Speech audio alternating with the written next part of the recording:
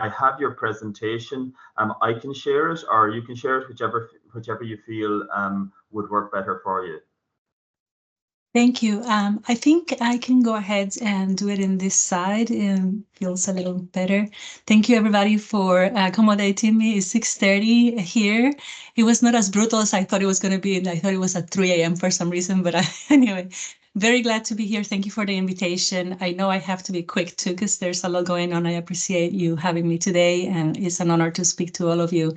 My name is Astrid Pérez Piñán. I am Puerto Rican and spent 7 beautiful years in Dublin. Actually, that's a place where my English really came through. I was a COLOV development education worker, and really got baptized by COLOV in all of these topics of development. I subsequently did my master's in Trinity and Peace Studies, and then my PhD as well. I now work as a assistant professor at the School of Public Administration in the University of Victoria, and we are here in the province, in the British Columbia is our province. So very much in the Pacific side. I'm just going to go ahead and share this presentation. Let me see if I can make this work. Are you able to see it? Yeah, okay, great. I'm not very familiar with this thing, but okay. So yeah, so the point I thought today I talk to you about this work that I found myself immersed in when we arrived to Canada. I was still a PhD student when we arrived here, and I basically got sort of roped in, literally like the rope that is in there, into this project that was led by actually my husband, who is also a prof at the University of Victoria. And so, before I explain to you all of this, I want to follow our tradition here when we start in presentations or meetings, where I want to acknowledge with respect that I am located in the unceded territories of the Lekwungen peoples, and that is comprised of the Sanish, Songhees, and Esquimalt peoples, whose lives and traditions continue to live here today. It's important that I say this because we, as a province, that most of this territory has not been ever sort of legally ceded in any way to the Canadian government. This is an important statement of positionality to recognize that the land that we're in it's been colonized. It essentially belongs to Indigenous peoples and not to the actual Canadian government. So it's part of our recognition that self-determination continues to be an important goal and an important thing to respect here. So this work, reclaiming Indigenous economic development through participatory action research, is actually the subject of. We wrote a number of papers on this. You can look at the detail today. For the sake of time, I'm just going to fly through some of the key things that the paper does.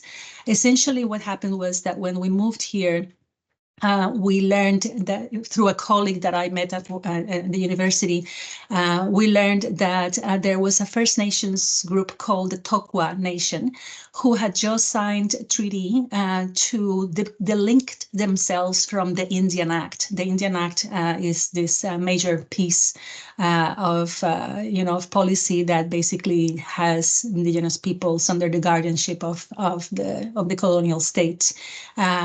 The guardianship is the nice way of putting it. It's essentially the colonial tool, right?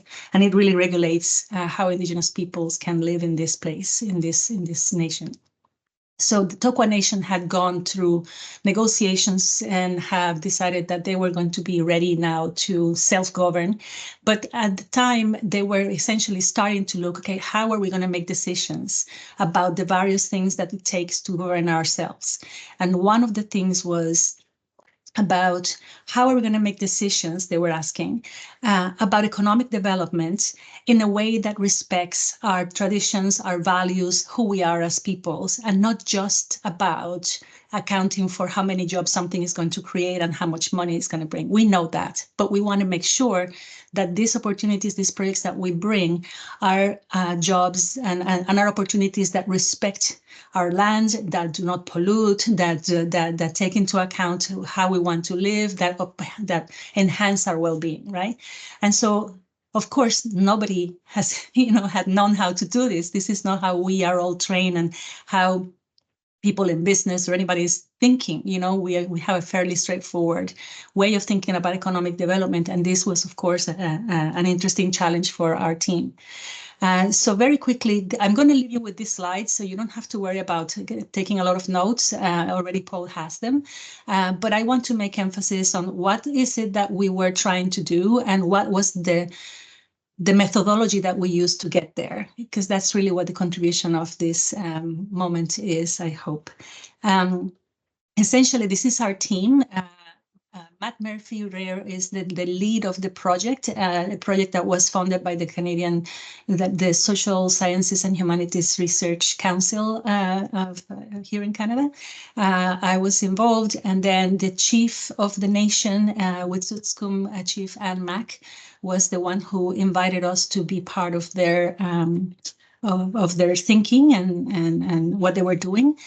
Judith Sayers is a renowned Indigenous leader here in Canada. She happens to be the cousin of Chief Anne, and she was an elected chief herself for something like 15 to 20 years, I don't remember. And Hadley Friedland is a colleague that now works at the University of Alberta, but at the time she and I were both PhD students when we started this work. And the guiding question that the talk was said, as I mentioned before, it was like, how can we estimate the impacts of development in our culture and community in addition to the economy and the environment, right? And so essentially we decided we needed to have a big project to look at all sorts of aspects to be able to answer something like that. So there were community engagement sessions, there were we reviewed the literature. We did what we call the deep hanging, so spending a lot of time in the territory. We had little workshops with people, small group dialogues, interviews. We did a very comprehensive set of methods to get to this. But of course, we used a community-based partnership as a main thing, right? Because we were working together with the nation, not just for them. We were working with them. And we needed to very much prioritize Indigenous knowledge and participation in this. This is not a team of researchers coming up with solutions for them to implement without them knowing, right? Or with some other kind of knowledge that is different from their own ways. Again, self-determination is important in every way here.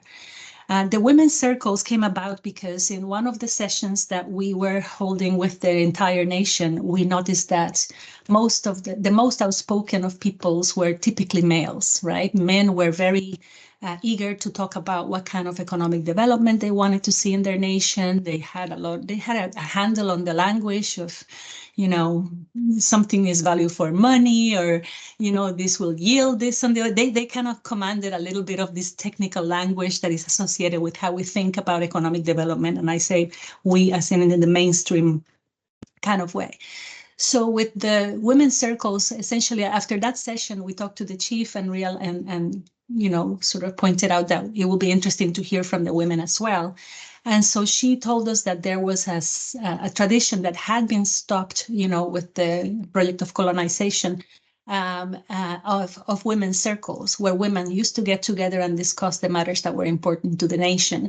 But that had just not happened in a lot of years, right? So we thought, well, what a good idea to bring them back and begin discussing the well-being of the nation now again. So she was, of course, really excited, and it was the Tokwa Nation's government who undertook the task of inviting people. It was not up to us who was going to attend. It was chief who was going to decide and invite the different people.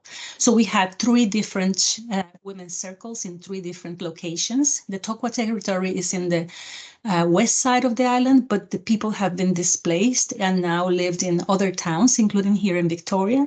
There's some in the traditional territory of the Tokwa people, and then there is other people in Port Alberni, which is kind of nearby.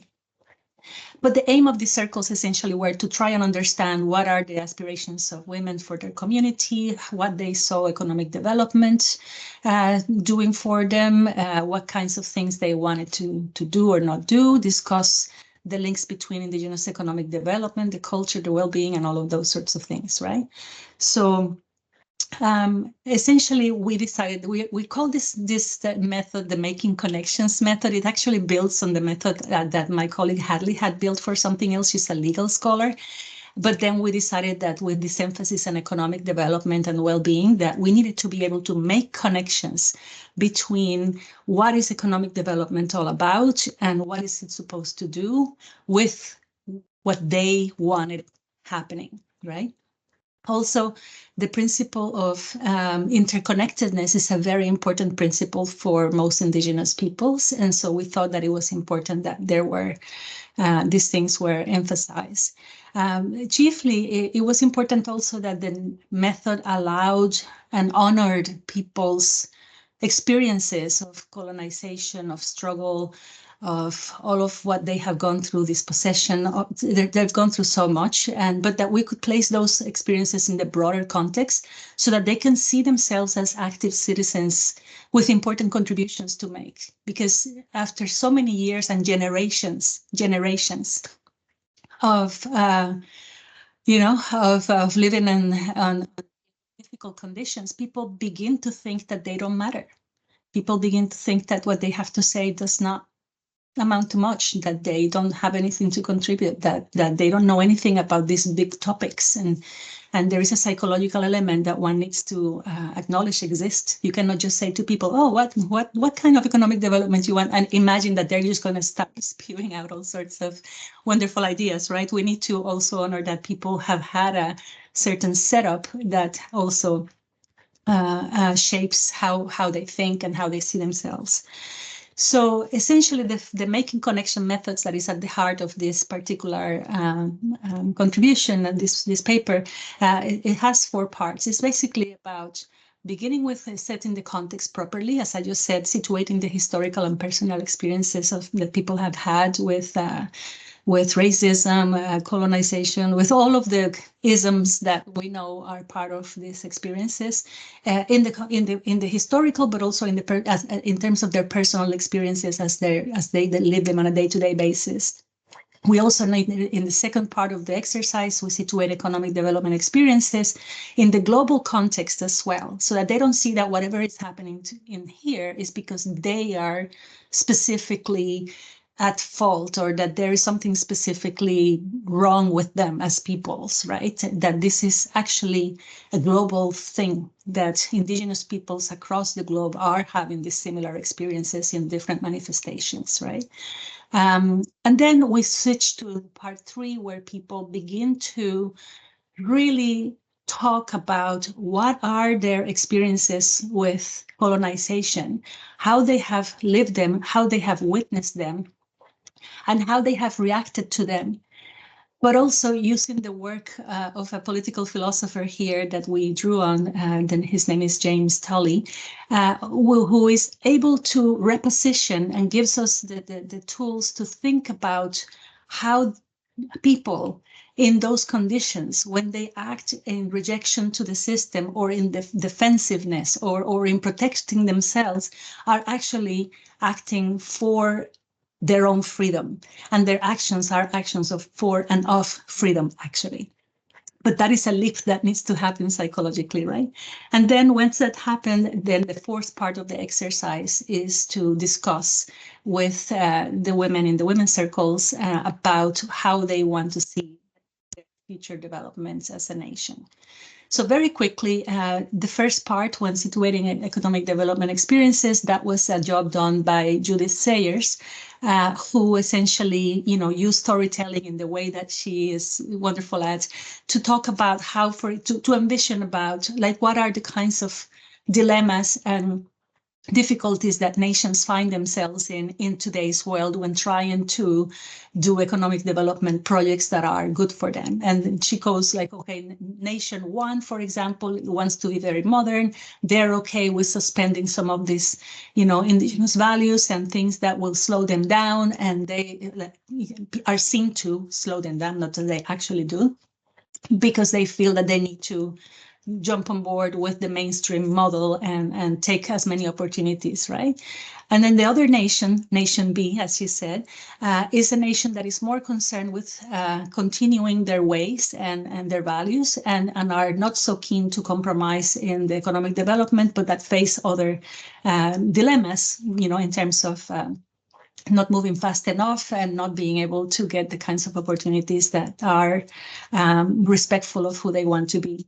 And so it's a moment where she talks about this story. There was no sharing anymore. There were no reactions. There were no dialogue. It was something to think about. It was preparing the stage for people to consider what is the situation that we're in.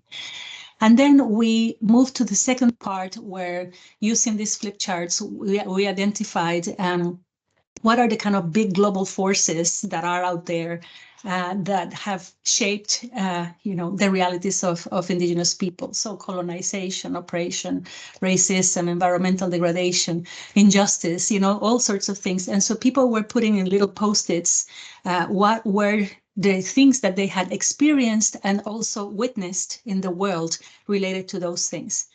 We then did a circle that was a bit smaller. That was Canada. And then they again did the same, looking at what happens in Canada, right? And then even another circle even closer to the middle, which was about their community. So what were these experiences that they were having, but inside community, how all of these things pan out inside the community itself. So that was a moment for us to see, oh my gosh, lots of people are living all sorts of difficult things. These post-its were not necessarily read out loud. They were held in respect and understanding that there's a lot of heavy emotional, lived experience here to grapple with. And it was a way of just putting out there that everybody has some difficult story, right? Now, I'm not going to get into these details, but this is just to let you know, you can look at this in your own time around what it means to look at those actions as understanding those as actions for and of freedom. And essentially, people were able to sort of see that some of these things meant that, okay, somebody sometime had to go on with the rules as they were, as in, they went to, for example, a government agency. They might have been treated not very well, but they had to figure out what works, what was needed to be done, and just do it, because that was the way of getting what they needed to happen, right? Get whatever the service it was, and so on. Negotiation is when people, like the chief, she negotiated a treaty. They found common ground and they were able to move ahead. Some people decide, no, none of that. I'm going to confront this, and I'm going to be refusing to be governed in this oppressive way, and I'm going to take direct action, and they go join protest or marches or whatever, right? And then there are the other ones, right? And so I really encourage you to read our paper in that sense, because it does elaborate a little bit on what this is. And this is really an important part of how it was that we were able to move from that conversation of the traumatic experiences and the real heavy things to a place where people can begin repositioning those experiences and seeing themselves as, no, actually, this is important. This is something that I had to do because I wanted to speak for myself. This is an act of agency, right? And in fact, self-determination at a very personal level. So that's an interesting part. But then from there, of course, we were able to shift gears and then move to the other part of the last part, which was to envision development futures for the Tokwa Nation. And a key part here was that we were, doing we used the arts, and did some crafting and things to just, get people in a different mode. And it was actually their idea. It was not the team's idea. Importantly, we here in this began a conversation about what economics is, and we drew on the work of Madeline Warren to talk about. She is considered one of the mothers of feminist economics, actually, who exposed like the root of that word economics, right? Economy, that actually it kind of translates roughly as something like the management of the house. But in the context of Tokwa Nation and indigenous people, this is not the house as in like the household here, your home. The big house, the long house where indigenous peoples tend to kind of gather has a huge significance as far as what that represents in their economy. All sorts of things happen in the long house that you can conceive of as the economy, right?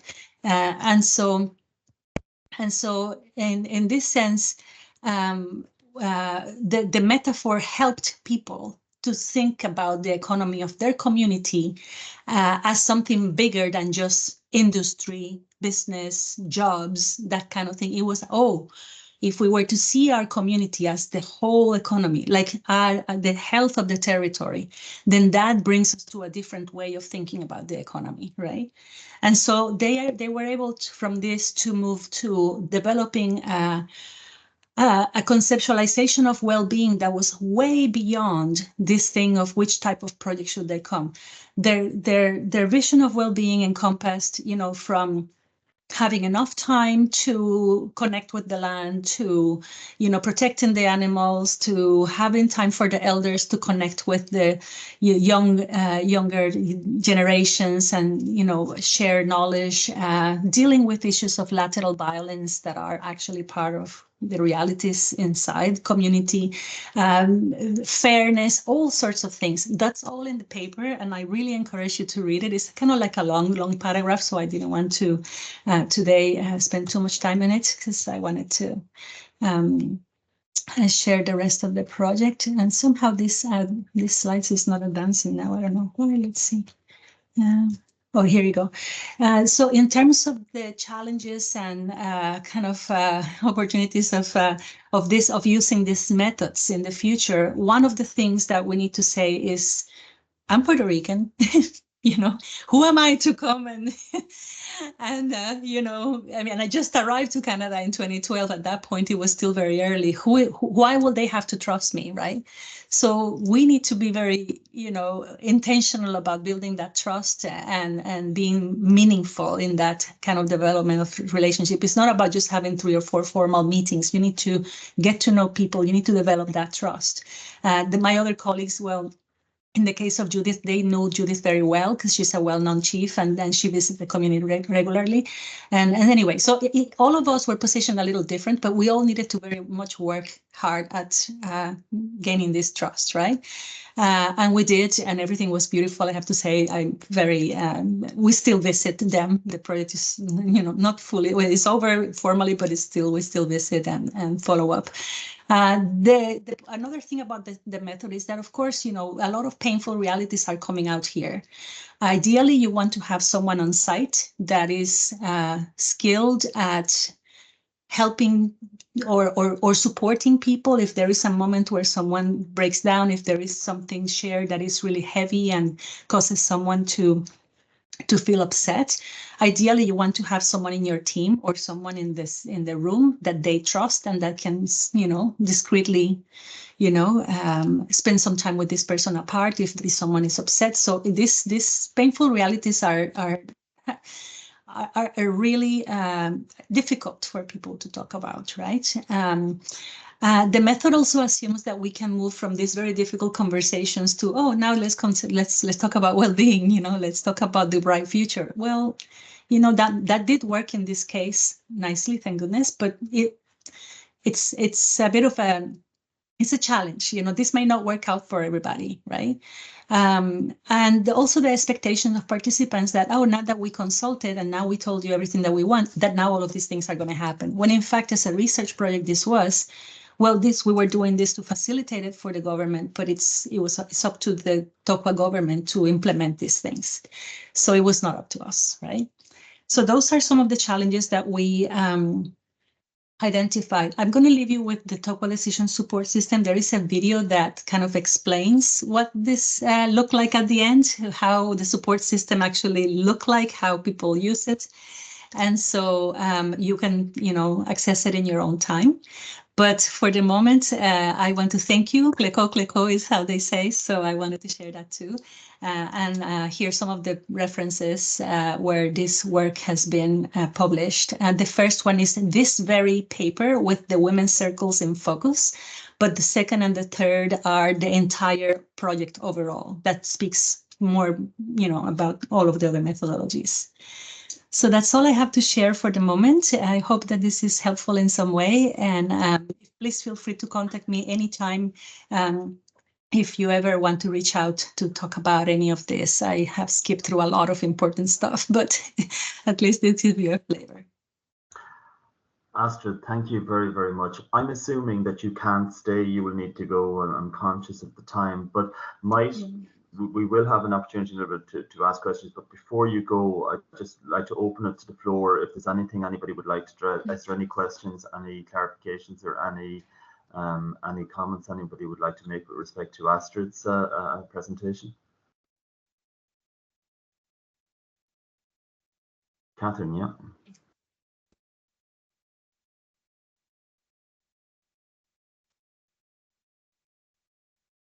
Hi, Astrid. Thank you very much for that. That was fascinating, and to see all the different methodologies and the way that you're working with the community. Just to clarify something, am I correct in saying that that the local people were the ones who were in charge of the project and that they actually invited you in as researchers? Well, sorry, yes and no. Yes, in that their project is their self-determination project, setting up government, setting themselves up as an independent nation from the Canadian government, right, as their own nation. The research project that that they asked us to do was led by Matt Murphy. He's a professor at the School of Business, and he was the lead of the project. But it was basically that's why we use participatory action research and this partnership, because it was the Tokwa Nation who wanted us to figure this out, right? Like in terms of how could they systematically use decision-making process that accounted for their values and so on. And so it was a partnership, but it's them who are in charge. We led how the project happened, and everything was agreed. Every step was agreed with them and thought with them, and so on. So it was very much, we didn't impose how these things were going to look like. It was all a consultation. Yeah. Mm-hmm. Astrid, could I ask you one question, Astrid?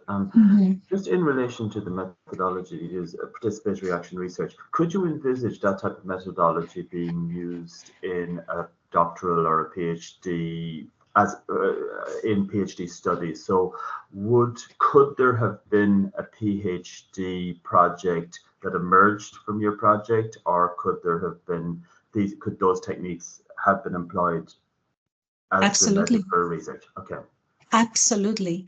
But the caveat is that whomever is going to get into this kind of work with Indigenous peoples, before you even think about it, you need to do a lot of self reflection and work on yourself around why you are in this, what's your power here, what are your motivations, are you going to replicate, is this going to be an extractivist research? No, it should not be, right? You cannot be there in community to try and extract the knowledge and then go and get your degree and buy, right? That's one of the major things that colonization has done, is extract from people, instrumentalize their knowledge. You're going to be hearing stories, and you're going to be hearing things that are not for you to write in your dissertation, that are not for you to talk about, because those stories are theirs and are sacred. Some things you will be able to share, and you have to be always paying attention and asking for consent and respect the ownership and control and so on that they have of their own stories and their own knowledge. So there needs to be, it's not that anybody can just go in and go, okay, I'm going to do this, right? If you're working with Indigenous peoples, you need to be very conscious about who they are, how they operate, and you as an external person, what is the power relationship here, and what is the most respectful way of working together. Yeah. Thanks, Astrid. Jessica, you had a question. Yes, thank you. Thank you, Astrid. That was really interesting. I'm curious about, you were speaking about kind of the women's circles and the method, and that it was adapted from something another colleague of yours did previously. Is that referenced in kind of the first paper that's on the screen there? Or okay, so all of that information is there, and how much did you have to, like, we don't know much about the adaptation rather, but like, what did you do in order to adapt it for working with the women in that particular nation? And did they help you adapt it as well in kind of that participatory style? Well, the original method, that was by Hadley Friedland and Val Napoleon. Val Napoleon is an important name for you to write down. She is a Cree scholar who is incredible. She is a legal scholar, and Hadley and Friedland and Val Napoleon together distilled the philosophical work of James Tully to create their own methodology as legal scholars to work with this concept of the actions for and of freedom, right? And they did it for the purposes of interpreting the law and looking at law cases and so on. What we did as a team, so Hadley and Judith Sayers and myself, we sat to discuss the merits of that methodology and the potential that it had to allow us into this visions of economic development from the women. And so the missing link really was an opportunity for the women to speak about their visions of well-being. So essentially what we ended up was pretty much following the same things and adding that section of the discussion of well-being. And also the part that had to do with Judith speaking, like doing that sort of storytelling and reflection around economic development and how it's gone for people, that was specific for this project too, because people needed to be sort of drawn into the discussion of what do we talk about when we talk about economic development, right? And so because there are some really high profile cases in this province around things that have gone really well or really bad for different First Nations, she was able to kind of tap on those stories and say, well, remember this nation and look at what they've done and look at how they've done it. And that was also part of the adaptation. But it was a conversation between us and the facilitation team. And then, of course, we talked to Chief Anne as well and said, here's what we have in mind. What do you think? Do you think this can work? Do you think this is sensitive? Are there things that you should, what comments do you have? And she thought it was great. And so we went with it. And yeah, that's pretty much what it was. Mm-hmm. Amazing. Thank you. Mm-hmm. You're welcome. Thank you. Good question. That's great. And Astrid's given me her presentation, and we will share it. And the links are there. And if there's anything else, as Astrid said, I'm sure you can get in touch with her directly. But I really do appreciate, and we all do, your getting up so early. And no problem. No, this is fine. This is fine. Thank you. This is totally fine. Okay. Great. Thanks Is there any? Astrid. Okay. Thanks so much. Sorry, cannot stay for more and learn from you all. I know I'm missing out on a lot of learning from you, but it's a day that I have to be in the airport. So I wish you all the best with your with the institute. Sounds like a great place. Thank you, Paul. Thanks for the invitation. Thank you, Astrid. So, just a technical thing, Paul. Are you sharing? Yeah. Sorry. Yeah. No, that's perfect. Okay. So what we were going to do is move directly on. Prajjwal is a candidate for a PhD who works with Indigenous communities in India as a development practitioner, and is particularly interested in landlessness among Indigenous communities. Prajjwal, I'll hand over to you, and again, feel free to share any screen that you might have. Yeah, thank you so much, Paul. Yeah.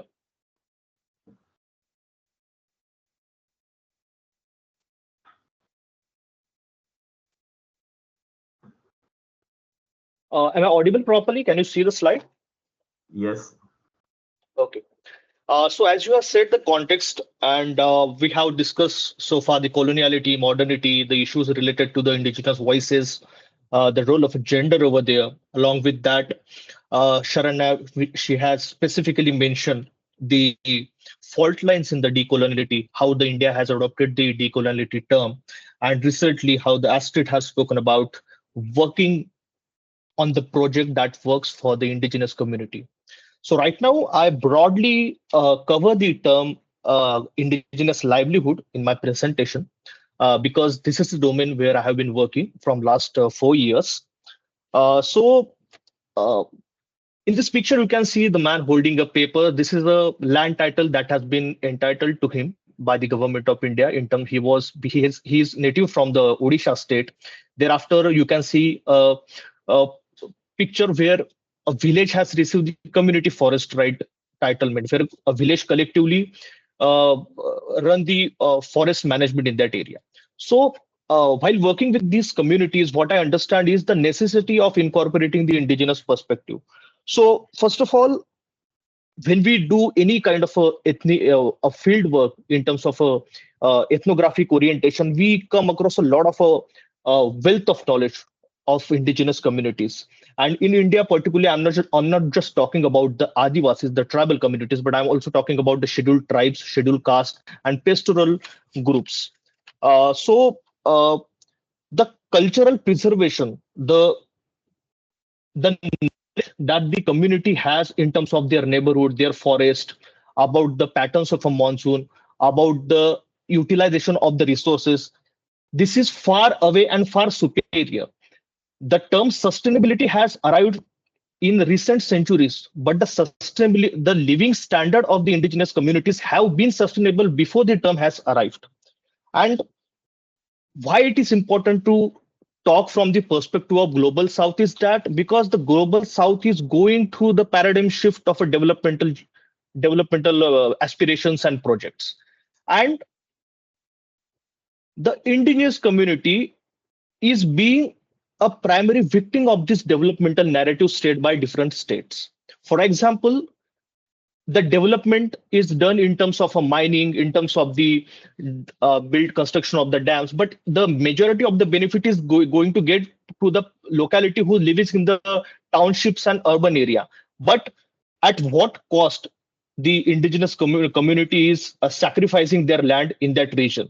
In India, it is said that jal, jungle, or zameen. It means that the water, land, and the forest, these three principal things are so important for them. The sociology of culture is associated with these terminologies, and in the return of this land, you are sacrificing all these important elements which are so crucial to their lifestyle.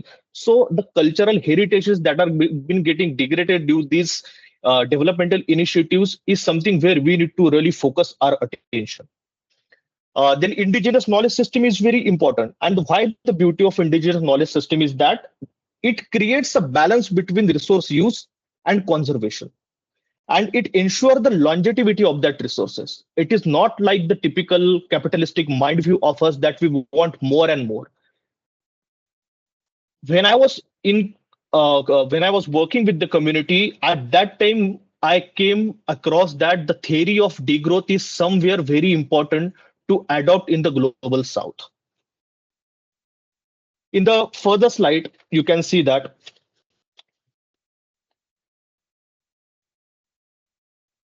you can see a woman standing in between the village in terms of managing the forest resources.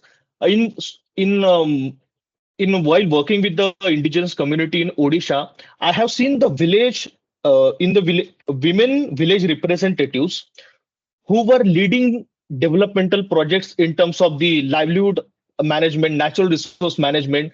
And in this picture, you can see that the woman is doing the crop cultivation,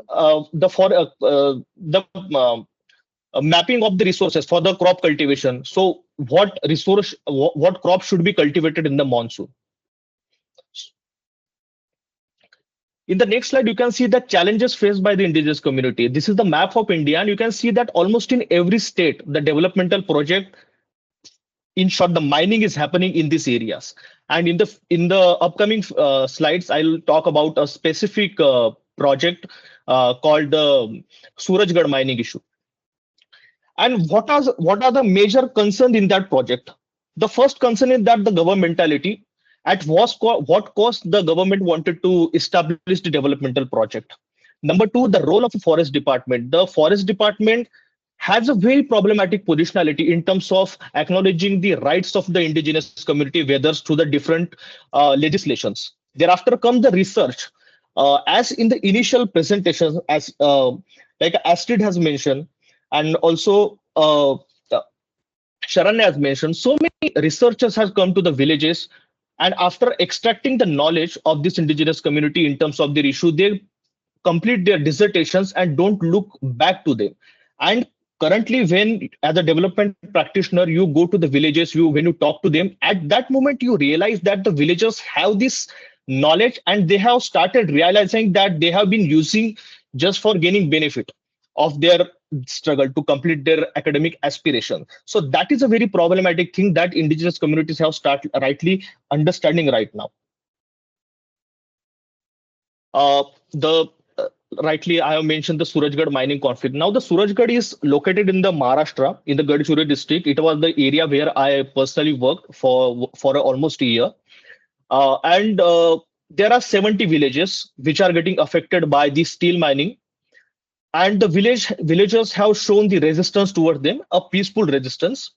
But there are three stakeholders in that area. Number one is the state and mining agency who wanted to introduce this mining to that area for accelerating the industrial growth in the state. Number two comes the community who is getting affected because their land and all the sociology of a culture is getting affected by this mining. And number three comes the Naxalite movement. Naxalite movement is a Maoist movement which come from the idea of Mao Zedong. It is a communist, radical, violent method to revolutionize the government structure. So these three stakeholders are in conflict with each other. And this issue is almost a decade old. And currently, the villages are being a victim of that because both other parties consider them on a fault line. And right now, the government is more prone to establish 5 more similar mines in that area. So therefore, the Surajgarh mine conflict is not even resolved. It is getting more worsened in the upcoming period. Then I have mentioned the issue of landlessness and land rights. So landlessness and land right are in a very legal conflict position in India. The behavior of the forest department is atrocious towards the communities by calling the indigenous community as extractor and by calling them a foul word in terms of you are coming to the forest area, you don't belong to over here, you utilizes the different sort of resources in that area. And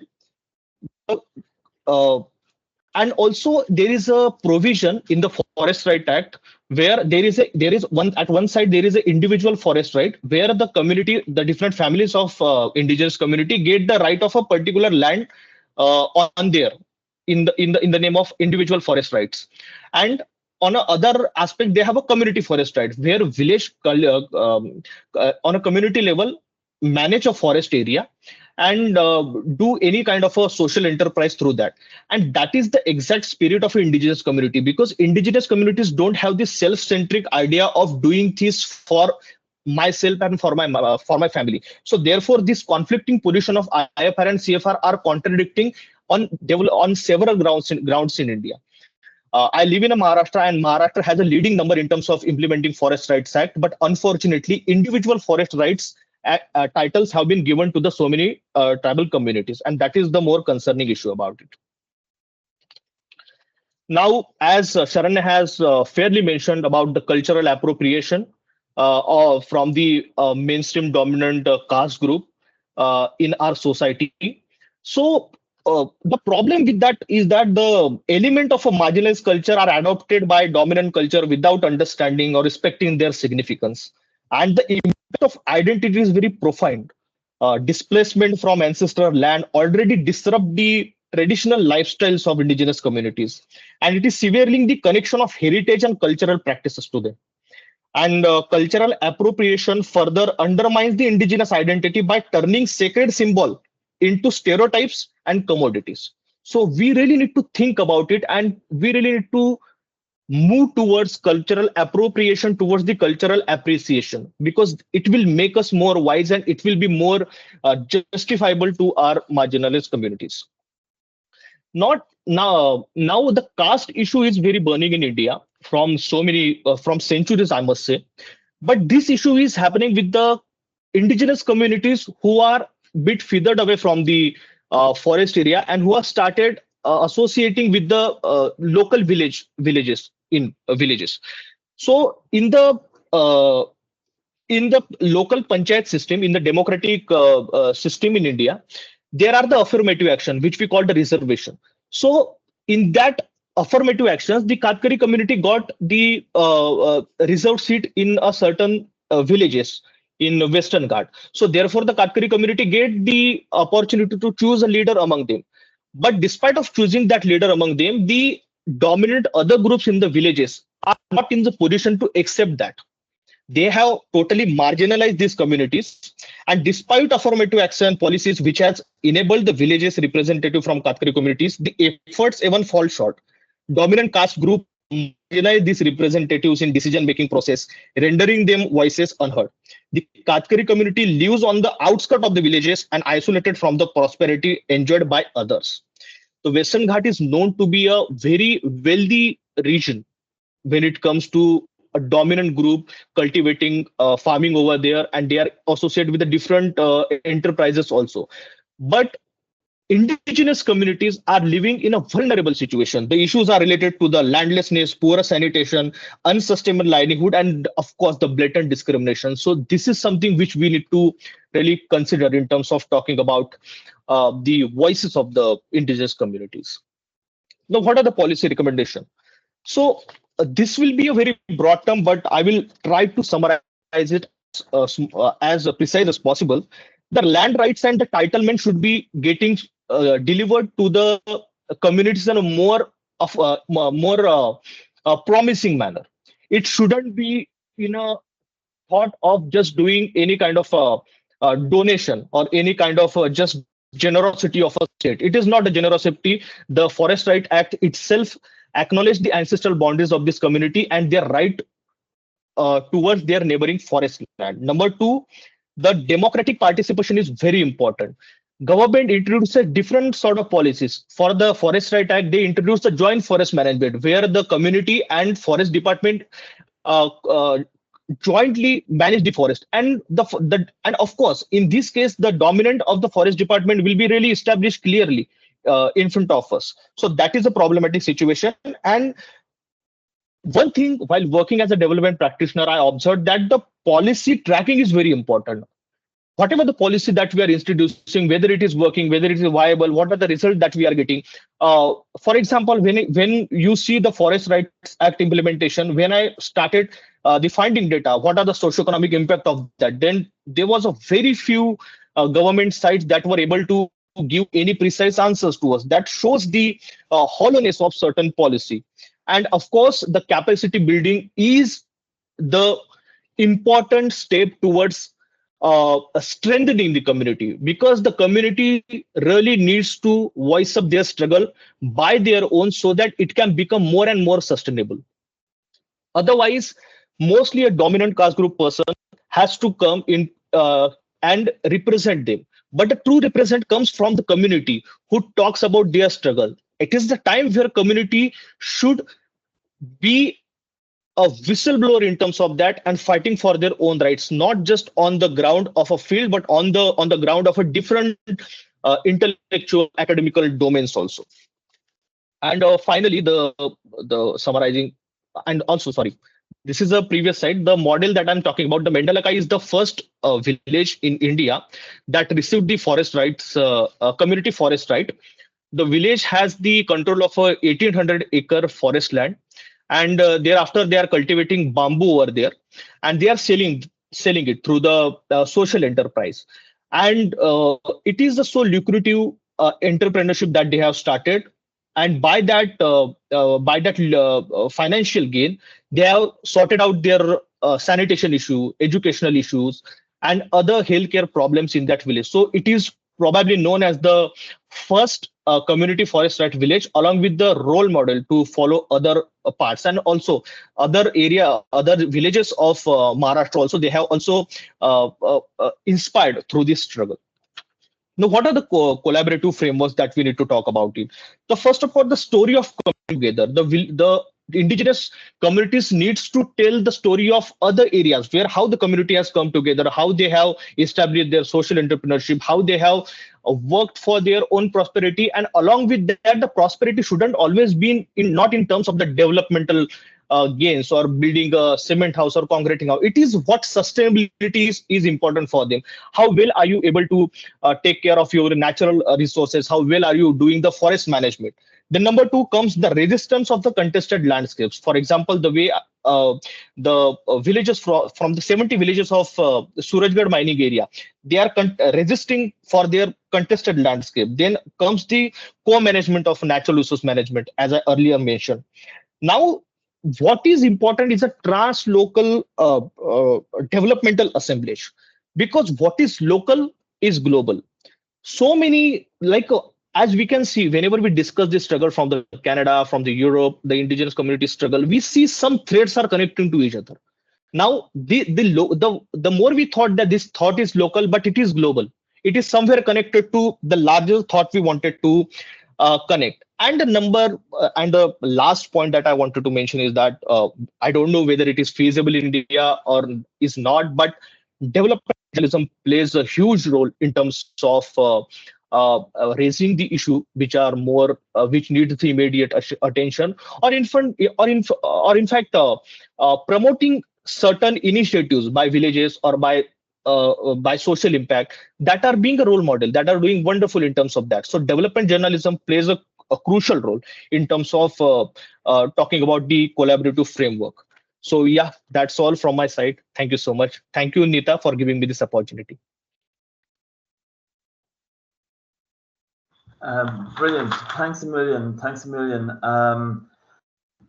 That is great. I think we have a question, Federico.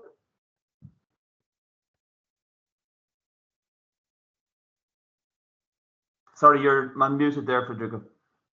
Yeah, no, sorry, I got a call and by mistake I clicked instead of muting the mic. So no problem at all. No problem.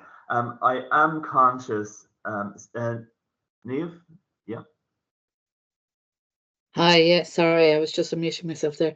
I have a quick question, if you don't mind. Yeah. And it's just around capacity building. And you know, there's a lot of conversations around capacity building now, and wondering, you know, even the term capacity building when we're talking about decolonizing development, you know, the implication that there is no existing capacity and stuff, which is one conversation. But another conversation as well is around, you know, if you're advocating for capacity building that looks at things like skills around advocacy, project management and stuff, you know, should we not be challenging those systems and structures of development practice rather than, you know, with a more indigenous localized model than buying into the already existing systems and structures which are problematic? It's a question. I'm just wondering what your thoughts are on that. I understand your question actually, but I worked as a development practitioner, and what I learned from the field is that if there is a village where you don't have the issue of electricity, or if there is a village where you don't have the issue of a healthcare system, then at that time, from that context, I'm talking about the capacity building. And from the other aspect in terms of the decoloniality, so at that point, for that point, I'm suggesting the social advocacy that is coming from the indigenous groups. I hope you understand my standpoint at that time. I do, absolutely, yeah, around you know, capacity advocacy and stuff like that. I suppose I'm more focusing on the program management side of it, you know, proposal writing and stuff like that we're buying into this system and structure that's that I see as problematic. But I completely understand. Thank you. Yeah, I know. So these certain things I also need to unlearn, because working in the social impact, you subconsciously, consciously learn so many different terminologies and you use them. But through such different platforms, you understand how to unlearn it. So I'll note it down. Yeah, and we're stuck in that system. We're stuck between trying to challenge it and also work with it so that we can keep doing development work. So it's like, you know, it's a push and a pull constantly, I think. But yeah, I think we have to figure out a way to challenge it and move away from it, and also not completely sever it until we have a new model, if you understand what I suppose, where my perspective. Thank you.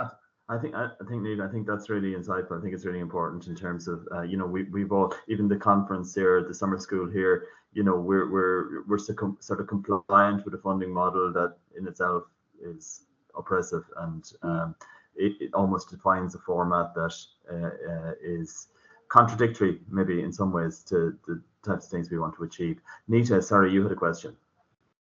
No, I just wanted to add to, I mean, thanks, Prajjwal. That was fascinating, you know, fantastic. And sorry, I also wanted to say, sorry, my name is there by mistake as a speaker. I am not going to, because I gave my platform to Prajjwal. I thought he had more to say than I could have ever said. The way he connected both Western India to Eastern India through his examples was amazing. But in terms of capacity building, I just wanted to add that in 2013, when I first met Sharanya and last met her also, the public hearing process was an amazing capacity building process in Koraput, which I witnessed firsthand. It was participatory also, and that kind of did shape my PhD and what a rights-based approach really meant. And I'm hoping Sharanya can really bring in that later, maybe in the group discussions in the, you know, and yeah, please. I just wanted to add to that. And yes, capacity building does mean different things to different people in different contexts. And thanks, Niamh, for bringing that question. What I might do, if it's okay, is I'm conscious we were going to start our group discussions at 3:30, and I am conscious that people have been sitting here for quite a while. So might it be okay if we take a short break? And Brian will facilitate us all to break into 3 groups, and we have, sorry? Can I say, we just forgot, you know, yeah. We still, any questions around Gerard's papers or any other papers, because, yeah. And then the linkages between, you know, the presentations on Canada.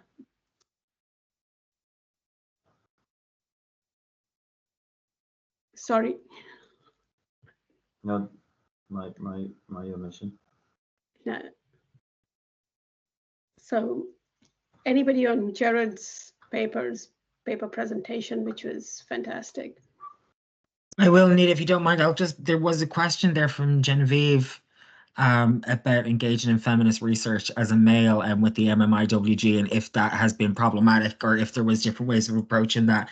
And the long and short of it is, to be very frank, no, there really hasn't. In the sense when I approached, again, when I didn't reach out directly to MMIWG because I was very conscious of that particular issue. So again, I was using gatekeepers to kind of cultivate and almost negotiate kind of these discussions, because one, again, I was just very, very conscious of what I could possibly represent in terms of, and not that, you know, my undergrad is in anthropology, so I never want to discredit anthropology, but I also didn't want to have that kind of anthropologist hat be put on me, that I was going to be coming just to be kind of witness what was going on and then write about it for me in my world and not actually be a part of it. So I think you know, I think Astrid said it as well about this kind of self-education, kind of recognizing biases, recognizing the privileges. So when I first got in contact with MMIWG, I laid that out very clear, what my goals were, who this information was for, what the end goals of it would be, which is, again, was to hopefully create some sort of, in collaboration with Indigenous groups, some sort of policy guidance document. It's not to actually take any experience or any lived experience or knowledge and steal it. in any way, shape, or form. So it actually hasn't. I don't know. Would it be different if I were a woman? I really don't know.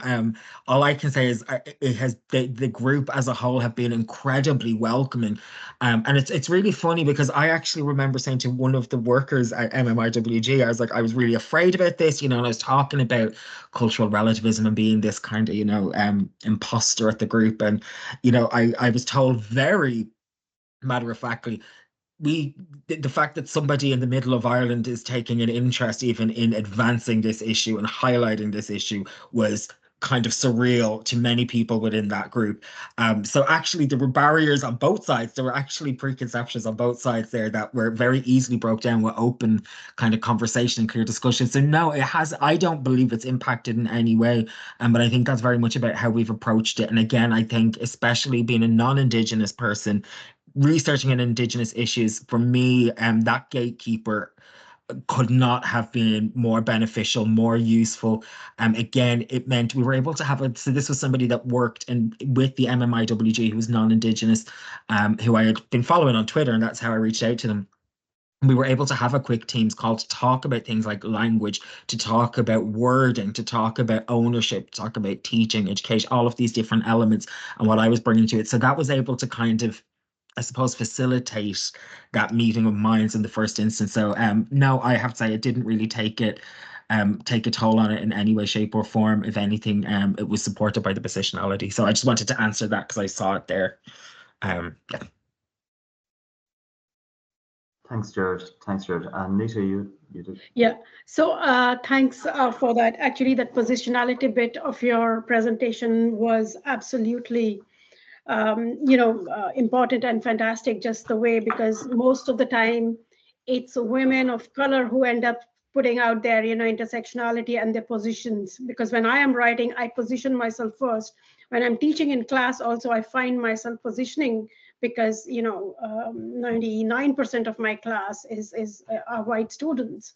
But I feel what I'm trying to tell my students, even when they write their short research papers or any essay, or I ask them to position themselves. I find that it is the other which is all the time trying to position themselves in the research to kind of show where they're coming from.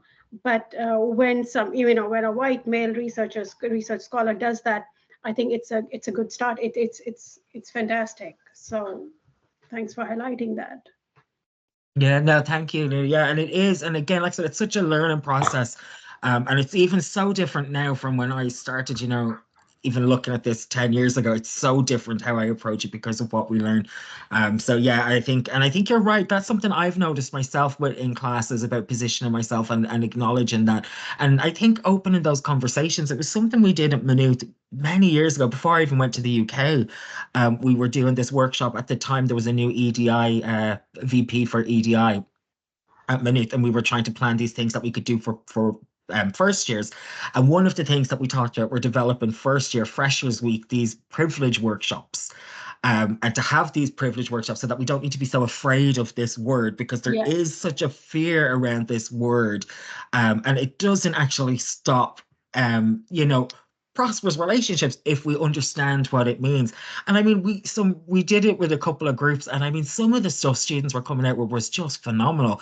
And again, it wasn't just male students or white students, but we also had students of color, women of color, saying that their different privileges that they had. So it was a really eye-opening experience, and I think it's really shaping the classroom. So hearing that you do it like that, it makes me so happy too, because I know that I'm not alone in the classroom trying to shape these minds of positionality, because it's so important. Yeah. And I think to link it to Sharanya's presentation, her keynote address, she also started with positioning herself as, as somebody with privileges and who acknowledge that, it's invisible to all of us, our privileges. So me being, what was invisible to me was being a Brahmin high caste woman in India. And and all the privileges associated and the power associated with that, which didn't acknowledge or realize at the time. But thank you for bringing that. I think it's very important in research methods. Great. Sorry, folks, I got lost there a second. No, that's great. What we might do is bring this phase to an end, if that's okay, and move into our group discussion sessions. I still think it might be good just to take 5 or 10 minutes before we get started, if that's okay, Catherine. I know you're